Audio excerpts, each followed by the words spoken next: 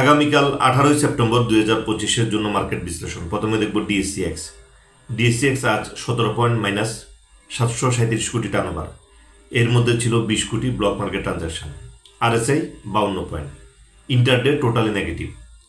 আমরা যদি technical analysis অনুযায়ী ক্যান্ডেলের পজিশন, চার্টের পজিশন যদি আমরা দেখি, তাহলে সব কিছুই মার্কেটের জন্য আগামী কার্যদিবসে একটা নেগেটিভ মার্কেট আসতে পারে টেকনিক্যাল অ্যানালাইসিস অনুযায়ী। এখানে আজকে মার্কেটের যে দুইটা পজিটিভ দিক ছিল সেটা বলে দিচ্ছি। সেটা হলো যে মার্কেটে গত কার্যদিবস থেকে আজকে 63 কোটি টার্নওভার বেশি, অর্থাৎ গতকাল ছিল 674 কোটি, আজকে 737 কোটি। তো 63 কোটি টার্নওভারটা বেশি, এটা একটা পজিটিভ দিক ছিল। আরেকটা পজিটিভ দিক ছিল, সেটা অনেকেই খেয়াল করে নাই, সেটা হলো যে লাস্টের দিকে যে তড়িঘড়ি করে যে শেয়ার মেরে দিছে, যার কারণে যে ক্যান্ডেলগুলো, যেগুলো যতগুলো ক্যান্ডেল আছে, ম্যাক্সিমাম ক্যান্ডেলের ক্লোজিং প্রাইস অনেক নিচে, ক্লোজ প্রাইসটা অনেক নিচে হয়েছে। যেটা এ ধরনের যখন মার্কেট হয় তখন দেখা যায় যে পরবর্তী দিন সেটা আবার রিকভার করে নেয়। তো এটা হলো যে মার্কেটের জন্য একটা ভালো পজিটিভ দিক, যেটা হলো যে ক্যান্ডেলগুলো অনেক নিচে, ক্যান্ডেলগুলো একটু বড় হয়েছে এবং অনেক নিচে ক্লোজ হয়েছে, যেটা হলো লাস্টের দিকে তড়িঘড়ি করে শেয়ার মারার কারণে। তো এ ধরনের যখন ক্যান্ডেল ক্রিয়েট করে পরবর্তী দিন সেটা আবার রিকভার করে যায়। এবং সাথে যেহেতু আমাদের মার্কেট টার্নওভারটা বৃদ্ধি পেয়েছে, তাহলে বোঝা যাচ্ছে যে আগামী কার্য দিবসে যদি মার্কেট যদি টেকনিক্যাল অ্যানালাইসিস যদি অনুযায়ী যদি খারাপ মাইনাসও থাকে, তারপরও মার্কেটের যে টার্নওভার বাড়বে এটার ইঙ্গিত দেখা যাচ্ছে। অর্থাৎ আগামী কার্য দিবসে আমরা আজকে 737 কোটি থেকেও একটা বেশি টার্নওভারের মার্কেট আমরা দেখতে পাবো আশা করা যায় আজকের মার্কেট অনুযায়ী। তো মার্কেটে এখানে দুইটা সেক্টর সেফ, একটা হলো ব্যাংক এবং মিউচুয়াল ফান্ড টেকনিক্যাল অ্যানালাইসিস অনুযায়ী, এবং ব্লু চিপ শেয়ারগুলো।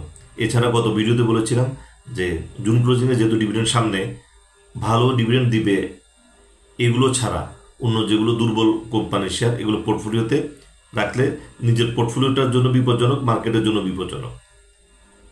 সেক্ষেত্রে সবচেয়ে বেস্ট জায়গা হলো এখানে টেকনিক্যাল অ্যানালাইসিস অনুযায়ী ব্যাংক এবং মিউচুয়াল ফান্ড।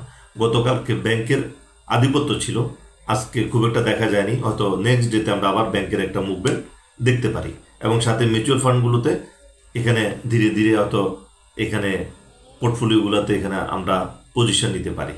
ব্যাংক এবং মিউচুয়াল ফান্ড দুইটা জায়গা আমার কাছে টেকনিক্যালি মনে হচ্ছে এটা বেস্ট।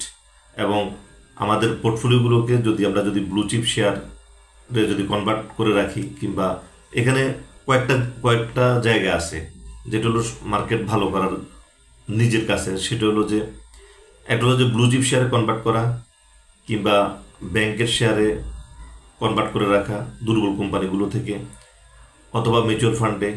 এবং আরেকটা জায়গা আছে হলো যে সবচেয়ে বড় হাতিয়ার এই মার্কেটের জন্য, সেটা হলো ক্যাশ ফ্রি রাখা। এই কয়েকটা জিনিস যদি আমরা করতে পারি পোর্টফোলিওতে, তাহলে দেখা যাবে যে মার্কেট ডেফিনেটলি নেগেটিভ ধারা থেকে পজিটিভ ধারায় চলে আসবে। আমি আশা করছি যে আজকের 737 কোটি টার্নওভার, এটা আগামী কার্যদিবসে আমরা 800+ টার্নওভার পাবো আজকের মার্কেট অনুযায়ী।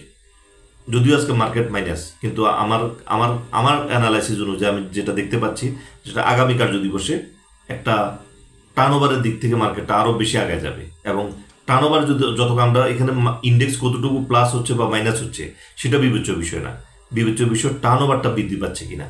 টার্নওভারটা বাড়তে থাকলে মার্কেট জাস্ট একটা আওয়ারে দেখা যাবে যে মার্কেট চেঞ্জ হয়ে যাবে, মার্কেট পজিটিভ ধারায় ফিরে চলে আসবে।